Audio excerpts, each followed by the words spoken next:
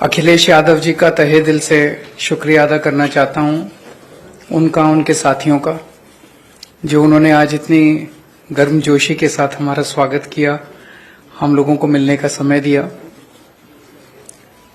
अभी उनके साथ काफी लंबी बातचीत हुई। बातचीत का विषय आप लोग जानते ही हैं कि दिल्ली के लोगों ने बहुत लंबा संघर्ष करके, दिल्ली के लोग वोट डालते हैं, वोट डाल के एक सरकार चुनते हैं और उम्मीद करते हैं कि वो सरकार उनके सपनों को, उनकी जरूरतों को पूरा करेगी। और यही हमारा संविधान कहता है, यही भारतीय जनतंत्र है। लेकिन 2015 में जब हमारी सरकार बनी थी दिल्ली में, तो फरवरी में हमारी सरकार बनी और मई के महीने में मात्र 3 महीने बाद मोदी सरकार ने एक नोटिफिकेशन जारी करके हमारी सारी शक्तियां छीन ली। ब्यूरोक्रेट्स के ऊपर जो कंट्रोल होता है एक चुनी हुई सरकार का, अफसरशाही के ऊपर, ऑफिसर्स की ट्रांसफर पोस्टिंग, कोई ऑफिसर काम ना करे तो उसकी डिसिप्लिनरी प्रोसीडिंग्स, गलत काम करे, भ्रष्टाचार करे, उसके खिलाफ एक्शन, नई पोस्ट क्रिएट करना, रेगुलराइजेशन करना, ये सारी जितनी भी शक्तियां थी वो सारी शक्तियां उन्होंने एक नोटिफिकेशन जारी करके छीन ली दिल्ली सरकार से, आम आदमी पार्टी की सरकार से। उसके बावजूद हमने काफी काम किया और इतना काम किया कि अगली बार फिर हम भारी बहुमत से जीते। 70 में से 62 सीट आई हम लोगों की। लेकिन 8 साल की कोर्ट कचहरी की लड़ाई के बाद 11 मई को सुप्रीम कोर्ट की संविधान पीठ ने, कॉन्स्टिट्यूशन बेंच ने 5-0 से फैसला दिया कि सारी शक्तियां चुनी हुई सरकार के पास होनी चाहिए। अगर चुनी हुई सरकार के पास अफसरशाही पे कंट्रोल करने की शक्तियां नहीं होंगी तो वो सरकार काम नहीं कर सकती, चुनी हुई सरकार काम नहीं कर सकती, और ये संविधान के खिलाफ है। बहुत क्लियर ऑर्डर था, स्ट्रांग ऑर्डर था। हमें अपना अधिकार, दिल्ली के लोगों को अपना अधिकार पाने में 8 साल लग गए, लेकिन मोदी जी को 8 दिन लगे। 11 मई को सुप्रीम कोर्ट का ऑर्डर आया और 19 मई को प्रधानमंत्री जी ने अध्यादेश पारित करके सुप्रीम कोर्ट के ऑर्डर को कैंसिल कर दिया, पलट दिया। 19 मई को क्यों किया? 19 मई की शाम को 5 बजे सुप्रीम कोर्ट बंद हो गया, वेकेशन हो गई सुप्रीम कोर्ट की। 5 बजे वेकेशन हुई, रात को 10 बजे रात के अंधेरे में मोदी सरकार ने अध्यादेश जारी करके सुप्रीम कोर्ट का ऑर्डर कैंसिल कर दिया। यही दिखाता है कि उनके दिल में काला था। अगर वो 2 दिन पहले सुप्रीम कोर्ट का वो अध्यादेश जारी करते, हम सुप्रीम कोर्ट से जाके स्टे ले आते, लेकिन अब सुप्रीम कोर्ट बंद है, तो अभी हमें महीना भर रुकना पड़ेगा। जब सुप्रीम कोर्ट खुलेगा हम सुप्रीम कोर्ट भी जाएंगे। लेकिन ये अध्यादेश जब संसद के अंदर आएगा, तो संसद में, लोकसभा में तो बीजेपी की मेजोरिटी है, लेकिन राज्यसभा के अंदर बीजेपी के मेजोरिटी नहीं है। 238 में से 93 केवल बीजेपी के हैं।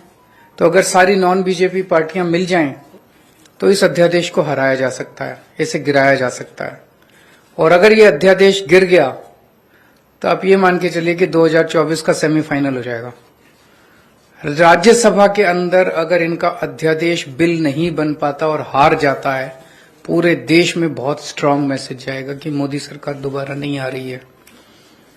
मेरी अभी इसमें काफी विस्तार से चर्चा हुई माननीय अखिलेश जी से, और मैं तहे दिल से उनका शुक्रिया अदा करता हूं। दिल्ली के लोगों की तरफ से, दिल्ली के 2 करोड़ लोगों की तरफ से अखिलेश जी का और उनकी समाजवादी पार्टी का मैं शुक्रिया अदा करता हूं कि उन्होंने हमें पूरा आश्वासन दिया है कि राज्यसभा के अंदर जब आएगा तो पूरे समर्थन करेंगे दिल्ली वालों का और इसका विरोध करेंगे। मैं अब अखिलेश जी से रिक्वेस्ट करूंगा कि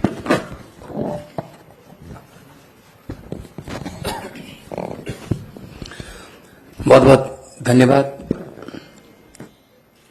समाजवादी पार्टी के अध्यक्ष और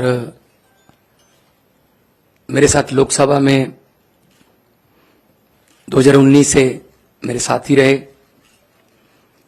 अखिलेश यादव जी, उनकी पार्टी के विधायकगण, आम आदमी पार्टी के नेशनल कन्वीनर और दिल्ली के मुख्यमंत्री अरविंद केजरीवाल जी, राज्यसभा में आम आदमी पार्टी के सांसद भाई संजय सिंह जी और एजुकेशन मिनिस्टर दिल्ली के आतिशी जी और आप सब पत्रकार और मीडिया के जितने भी प्रतिनिधि हैं, जैसा कि अरविंद जी ने कहा, ये लड़ाई सिर्फ दिल्ली के लोगों की नहीं है, ये लड़ाई 140 करोड़ लोगों के अधिकारों को बचाने की है। एक तरफ तो हम biggest democracy in the world कहते हैं देश को, और दूसरी तरफ लोकतंत्र पर अध्यादेश की कुल्हाड़ी चलती है, गवर्नर के जरिए तंग किया जाता है। अगर इनकी सरकार बीजेपी की किसी राज्य में इलेक्शन से ना बने तो ये बाई इलेक्शन से बना लेते हैं। उनके 30-40 खरीद लो, बाई इलेक्शन करा लो, सुबह सुबह 3 बजे उठाओ गवर्नर को, ओथ लो, उसके बाद देखते रहो क्या होता है। ये आदत पड़ गई है इनको, ऐसा कई बार कर चुके हैं। और गवर्नर्स को ऑर्डर है, अगर 2-3 दिन उन्होंने चुनी हुई सरकार को तंग नहीं किया तो फिर फोन आता है कि आपको किसके लिए भेजा है वहां पे, आप तंग क्यों नहीं कर रहे इलेक्टेड गवर्नमेंट को। तो इलेक्टेड और सिलेक्टेड में फर्क जो है वो देश को करना है। दिल्ली के लोग भी उसी तरह से वोट डालते हैं जैसे यूपी के डालते हैं, पंजाब के डालते हैं। दिल्ली के मंत्री भी वही संविधान की ओथ लेते हैं, दिल्ली के मंत्री, दिल्ली के मुख्यमंत्री वही संविधान को फॉलो करते हैं। पंजाब में भी वही होता है। और दिल्ली देश का दिल है, वहां दिल्ली में मूल निवासी जो है दिल्ली में पूरे देश के हैं। यूपी से बहुत से लोग हैं दिल्ली में, पंजाबी बहुत हैं दिल्ली में, कर्नाटका से बहुत लोग हैं दिल्ली में, महाराष्ट्र से हैं, आंध्रा से हैं, उड़ीसा से, बंगाल से, देश के हर हिस्से से लोग दिल्ली में रहते हैं। तो इसका मतलब इन्होंने पूरे देश पर कुल्हाड़ी चलाई है। चलो ये तो एलजी कर रखा है कि फुल स्टेट नहीं है, एलजी वहां पे सरकार रहेगी। फुल स्टेट को कौन सा काम करने देते हैं।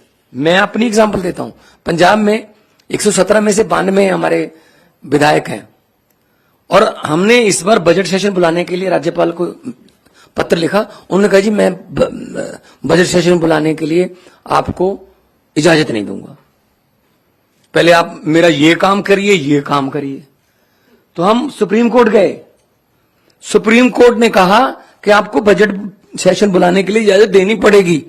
उसके बाद कहा राज्यपाल ने कि जो भाषण मुझे लिख के दिया है, जो विधानसभा में पढ़ना होता है, कहता उसमें मैं माई गवर्नमेंट नहीं कहूंगा। तो जी हम फिर सुप्रीम कोर्ट गए जी, तो सुप्रीम कोर्ट ने कहा you have to read it word by word. मतलब अगर राज्यपाल ये कह रहा है किसी स्टेट का कि ये मेरी गवर्नमेंट नहीं है, तो किसकी गवर्नमेंट है फिर पंजाब में।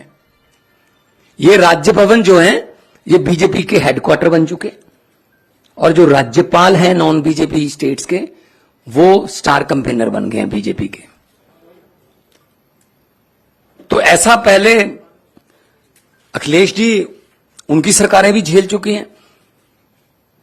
ऐसा किसी भी प्रदेश के लिए अध्यादेश आ सकता है कि जी बस आप खत्म हम शुरू।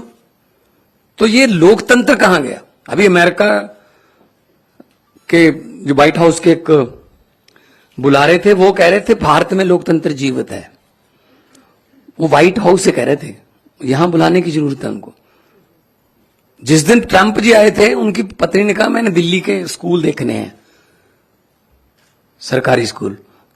तब स्कूल कौन से दिखाए गए, केजरीवाल वाले, एमसीडी वाले नहीं दिखाए गए, क्योंकि उनको पता था क्या हालचाल।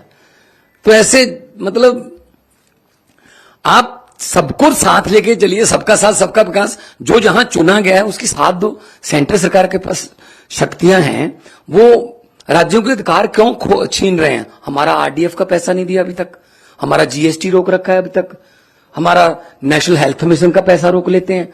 हम ये पैसे नहीं देंगे, ये नहीं देंगे, ये नहीं देंगे। ये सरकारें चलती हैं ऐसे क्या। तो ये बहुत ही फेडरल स्ट्रक्चर के लिए बहुत खतरनाक है। और समाजवादी पार्टी आंदोलन से, जेपी आंदोलन से निकले हुए नेता इसमें हैं, और उन्होंने तो बहुत संकट देखे हैं देश पर। तो आज जिस गर्मजोशी से और जिस जो शिद्दत से हमें सम्मान दिया अखिलेश जी ने, हमें इज्जत दी, उसके लिए आप बहुत आभारी हैं। और हमें उम्मीद है कि लोकतंत्र की जो लड़ाई लड़ने के लिए हम इनका साथ लेने के लिए आए हैं, उस लड़ाई में हमारा साथ देंगे।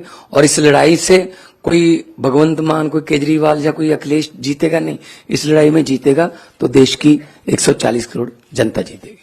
जी अखिलेश भाई।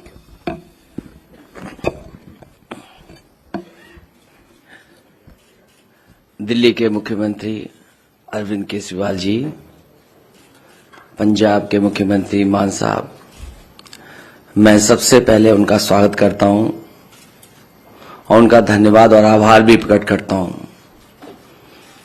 मैं उनको भरोसा दिलाता हूं कि दिल्ली का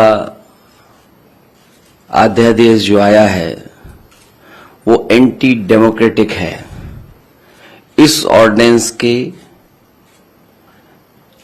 जो सोच है वो एंटी डेमोक्रेटिक है। मैं आपको भरोसा दिलाता हूं कि समाजवादी पार्टी का पूरा साथ आपके साथ है।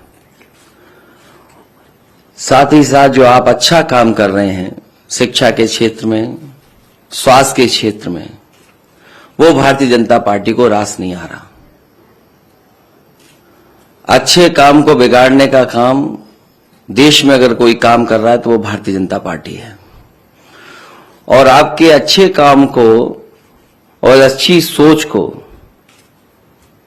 देख करके घबरा रहे हैं। उन्हें लग रहा है कि दिल्ली की जनता कहीं 7 बटे सन्नाटा न कर दे बीजेपी को, इसलिए आपके खिलाफ ये ऑर्डिनेंस लाया है।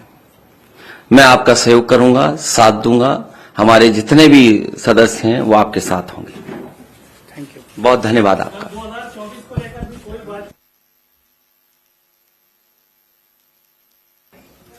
आज उसके बारे में कोई बातचीत नहीं हुई। आज हमारी इस अध्यादेश के बारे में बातचीत हुई। बाकी हम सब लोग साथ हैं। देश को बचाने के लिए हम सब लोगों को मिलकर जो भी करना पड़ेगा हम सब करेंगे।